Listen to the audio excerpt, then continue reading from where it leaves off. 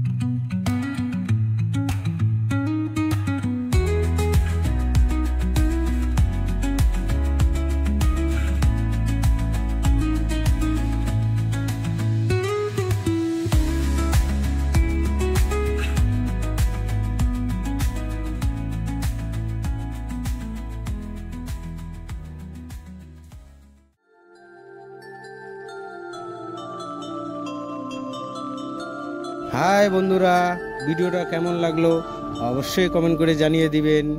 Tata, bye bye.